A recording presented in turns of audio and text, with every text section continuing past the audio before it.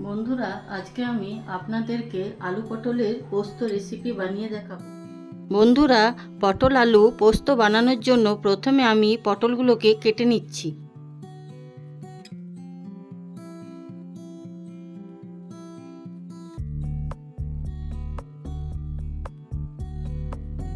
পটলগুলো কেটে নেওয়ার পর আলুটা কেটে নেব।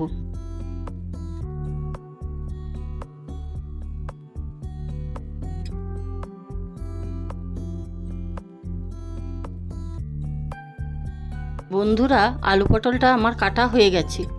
আজকে আমি আলু পটল পোস্ত বানাতে এই জিনিসগুলি দেব: পোস্ত, বাদাম, কাঁচা লঙ্কা বাটা, নুন, চিনি, হলুদ, সরষের তেল। বন্ধুরা, প্রথমে কড়াইয়ে সরষের তেলটা দিয়ে দিচ্ছি। তারপর কেটে রাখা আলুগুলোকে তেলের মধ্যে দিয়ে দিচ্ছি।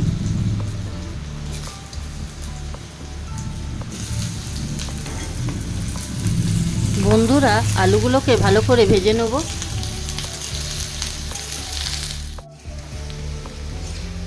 আলুগুলো আমার ভাজা হয়ে গেছে, একটা প্লেটের মধ্যে তুলে নেব।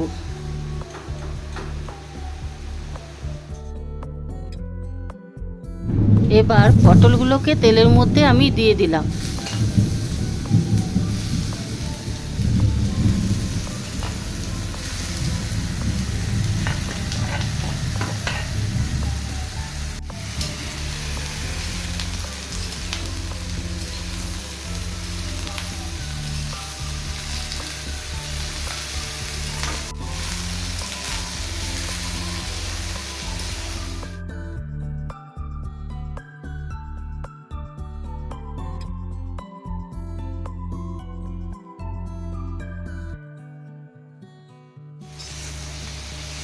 পটলগুলো বেশ কিছুক্ষণ ভেজে নেওয়ার পর একটা প্লেটের মধ্যে তুলে নিলাম।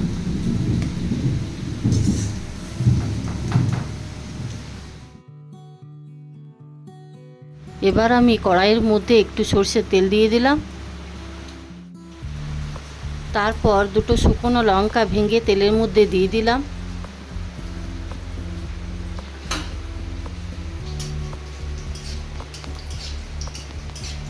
শুকনো লঙ্কাটিকে তেলের মধ্যে ভালো করে ভেজে নিলাম। তারপর দিয়ে দিলাম একটু চিনি, স্বাদ মতন একটু নুন দিয়ে দিলাম।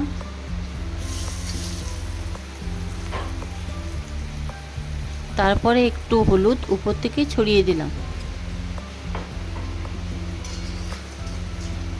সেটাকে একটু মিশিয়ে নিয়ে রাখা পোস্ত, বাদাম, কাঁচা লঙ্কাটাকে দিয়ে দিলাম। দেওয়ার পর মশলাটিকে ভালোভাবে কষিয়ে নিলাম।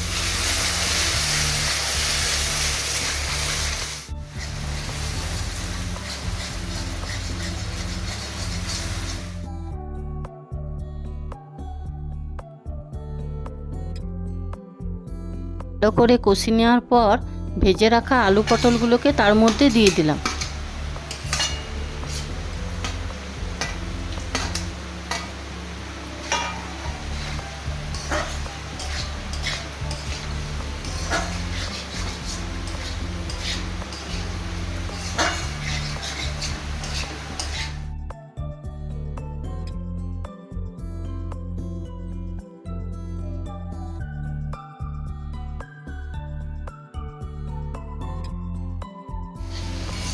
ভালো করে কষিয়ে নেওয়ার পর হাফ গ্লাস জল দিয়ে দিলাম।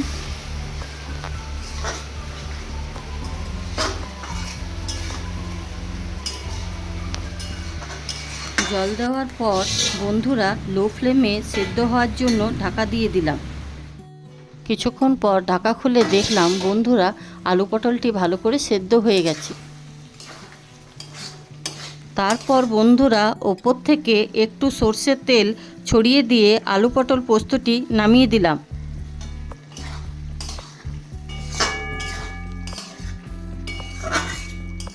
আলু পটল পোস্তর রেসিপিটা কেমন হয়েছে কমেন্ট করে অবশ্যই জানাবেন।